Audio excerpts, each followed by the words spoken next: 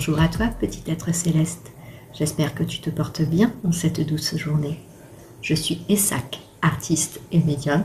Je te retrouve aujourd'hui pour un nouvel épisode de Capsule de bord, le podcast qui explore les énergies du jour depuis l'astral grâce à la tarot.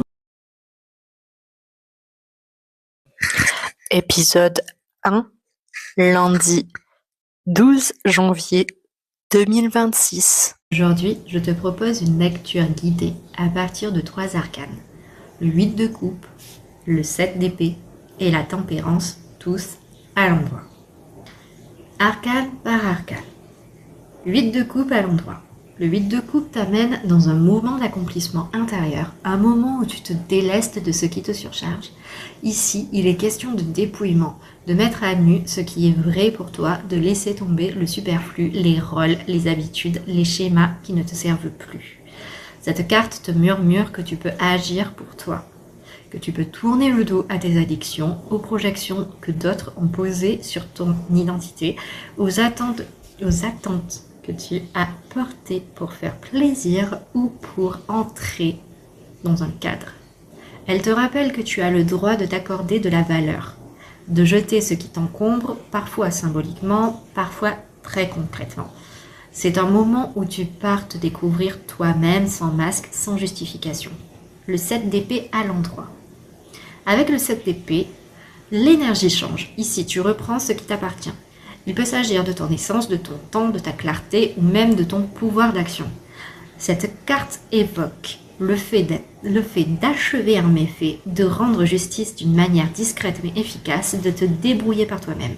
Elle parle aussi de survie émotionnelle, ne pas foncer tête baissée, mais évaluer où tu en es, ce que tu peux faire et comment te protéger.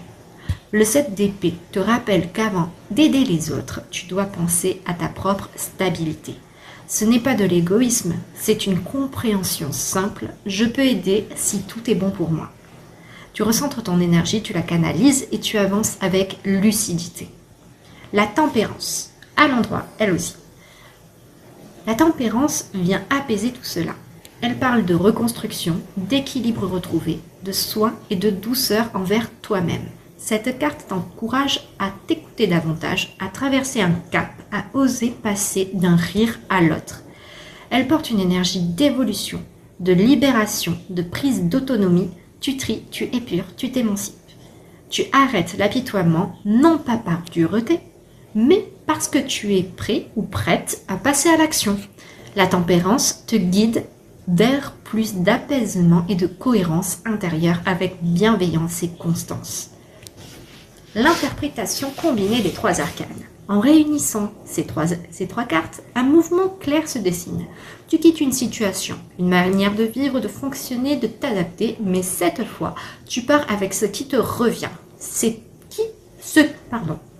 qui est à toi. Tu lâches les schémas sociaux et fondateurs qui t'ont été imposés pour aller vers plus d'authenticité et de sincérité envers toi-même. Tu as identifié les dysfonctionnements de ta vie, ce qui relève de ta responsabilité et ce qui appartient à autrui. Et maintenant, tu te sépares de ce qui n'est pas à toi.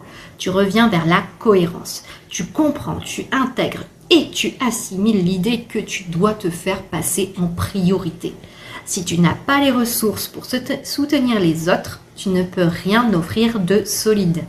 Cela devient un principe fondamental, un apprentissage d'amour de toi qui change ta manière de vivre. Enfin, tu développes une bienveillance envers toi-même que tu n'attends plus du monde extérieur.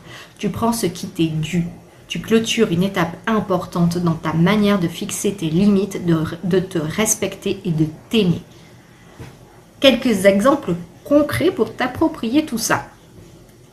Sur le plan personnel, ça pourrait être rompre avec les habitudes qui ne te correspondent plus, les morning routines copiées sur les autres, les petits déjeuners forcés alors que tu n'as pas faim, l'usage du smartphone parce que tout le monde le fait. Côté relationnel, cela peut être oser arrêter de faire la bise ou de serrer les mains si tu n'aimes pas le contact physique. Ne plus proposer la dernière chips systématiquement et prendre qui te fait envie sans te justifier.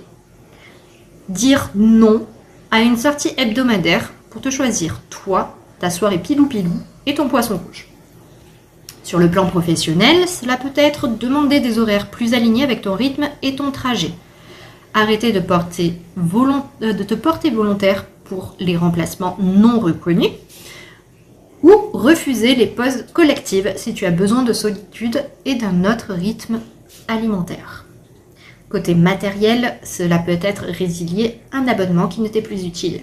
Consommer selon tes vrais besoins, pas selon les attentes de ton entourage ou des normes sociales. C'est peut-être aussi garder une boîte de gâteaux rien que pour toi et la cacher. Ou t'autoriser un petit plaisir maîtrisé simplement parce que tu en as envie. Pour conclure, et si nous devions faire une synthèse globale, tu apprends à te plaire à toi avant de vouloir plaire aux autres. Et en faisant cela, tu affirmes ton style, ton rythme et ta vérité. Les prédictions que je te partage sont générales. Les exemples évoqués sont là pour t'aider à les illustrer afin que tu puisses plus facilement te les approprier et les faire résonner avec ton propre vécu. Si ce voyage t'a plu, tu peux laisser un commentaire et t'abonner au podcast. Tu peux aussi t'abonner à ma page Instagram Divine Art Labs. Je te souhaite une très belle journée. À bientôt dans Capsule de bord, le podcast qui explore les énergies quotidiennes.